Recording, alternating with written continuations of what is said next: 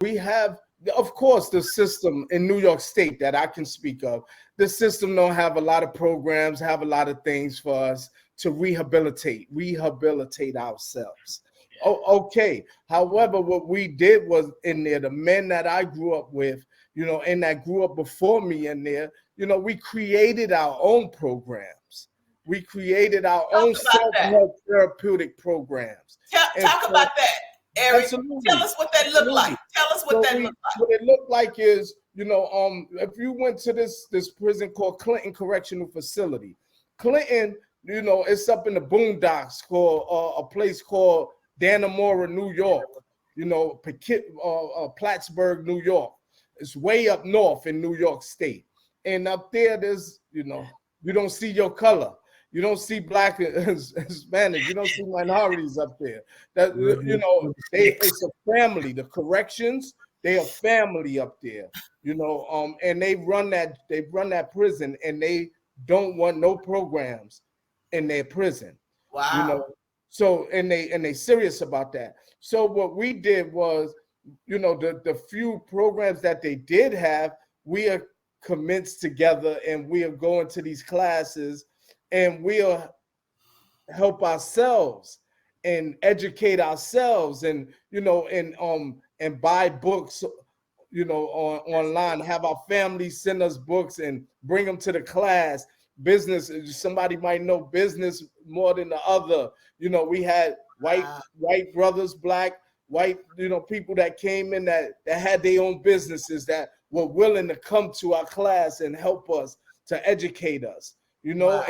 And we also have a prison that's called Sing Sing Correctional Facility, Fishkill. These are more progressive prisons that have a lot more programs, college education, college programs. We have non-for-profit organizations that come into the prison.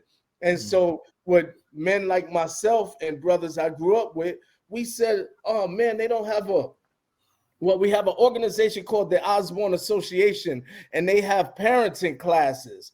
But we don't have, let's create a fatherhood and mentoring program for ourselves to be better fathers, upon leaving out of here, to show our families, our loved ones that, there is room for change, right. Even in a system that don't give us rehabilitation.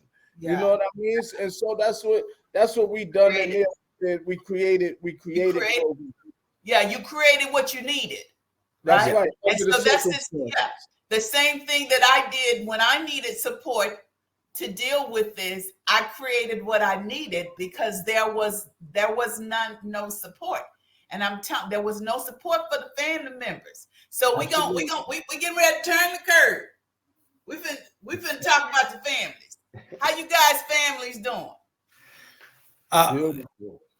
My family is doing good. Me and my wife, it's still. But me and my wife are very two strong personalities. We have created and built an empire, since I've been home. We both have very strong views.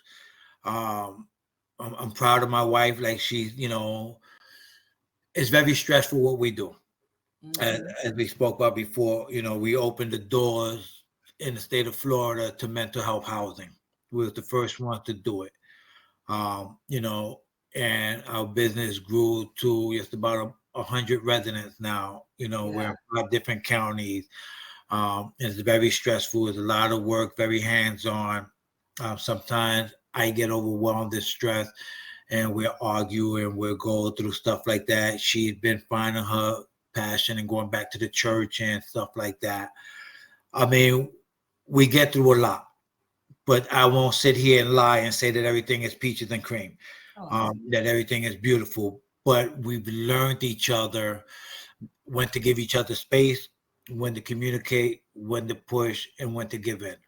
And I think it's about communication. Yeah, absolutely. So let me say this. Okay, just talking to a couple of people this week. Sometimes, even though they go through the programs, they're so structured, and I'm just going to call it what it is. Some of them are so institutionalized. When they come home, they want to treat the house like it's the penitentiary. Absolutely. I still do. Yeah, man. I mean, some wives like, I gotta take a shower when he takes a shower. The lights got to go out at a certain time. You know, I gotta eat what he eat, and this is the thing. And she don't feel like taking no shower right now. She may not even feel like taking the shower that night. But this is how he is. And my thing is, I tell the family, you can't let him just come in here and run the house like it's the penitentiary, because it's not. It's not. You have to say, I don't feel like taking no shower right now. I don't feel like going to bed at 9 o'clock. I mean, we can do it very respectfully. First time I'm gonna tell you, baby, I don't feel like taking a shower. Well, if I could, you know, speak on this too, and I say that we doing my family, me and my family, we're doing beautiful. You know, that's not without the bumps and bruises, and you know, the talking, the arguments, the issues, the you know, that we have during our journey. You know, at the end of the day, the negative, the positive is all beautiful for me, because I'm on this side and I'm able to adjust to my wife on this side.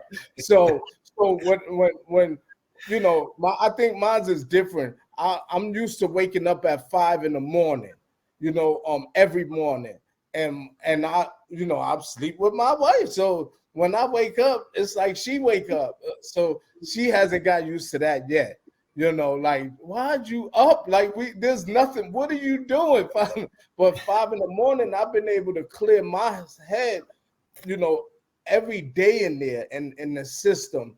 And I think better. I've been able to do whatever I need to do for the day at 5 a.m, you know, so go ahead. I'm sorry. Look, we got a little few more minutes, and I got a whole lot of stuff to get out y'all head. Yeah, absolutely. So let me ask you this. So were you married on the inside? Did you meet your wives on the inside, or you knew them before? Tell me about this. So I knew my wife since 1990, when I used to come up to this town and sell drugs, but we never got acquainted. We knew each other. We knew each other as friends because her sister messed with a friend of mine that was selling drugs with me. But me and my wife never got together. It wasn't until 2010 that me and my wife actually got together, and we've been together since 2010 in prison. While I was in prison, we married in 2012, and I came home in 2020. You came home. Okay, so you came home 8 years after you guys got married. So what was that like, transitioning from prison? Now I'm in the household. I got a wife. She 24/7. She 365. How was that? That was my gift and my curse. It was hell. It's like being in prison all over again. But you know what? I welcome that with open arms, because I know that when she does things, it's all out of love. Sometimes I could get upset because I feel closed in. I feel like I can't go nowhere without you. Where you going? However, I know it's all done out of love. I know that woman loves me, and that she been through, you know, a lot with me in prison and me transitioning out here into society. You know, that's where the PTSD comes in. I believe that everyone, I don't care who you are, if you did time, I'm not gonna put a degree on time. 5 years, 2 years, 25 years, 30 years. You suffer from some type of PTSD, post-traumatic stress disorder. Yes, and you know, and it's the way you handle it. You know, some of us actually get it, and we understand what's going on with ourselves, and we take the necessary steps to, you know, getting ourselves right. Some of us, we don't get it. We miss the mark, and we get to arguing with our significant other, and forget that person just did this much time with you, and she's there because she loves you, you know, and she's doing this out here because she loves you, you know, not because she want to see you staying in the house. You know what I mean? She will see you successful, but she also want to make sure that you spend time with family. Right. So a lot of that, these are a lot of things that we argue about that's similar with all of us that been in the prison system, all of us men.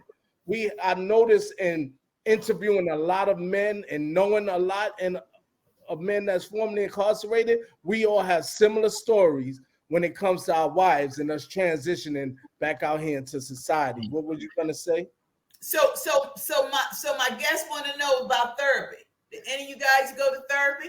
Yeah, so I was looking at Missy's question now. So the question to the last person that yes went and asked no to that question to Valerie. As far as Missy, yes, some trauma therapy definitely has to go through some trauma therapy. Again, that's a lot of things that transpire through the trauma that Eric was just talking about. I'm a very strong believer in therapy, right? Because some of us, you know, we don't want to face a lot of things, but it hinders us from our growth, right?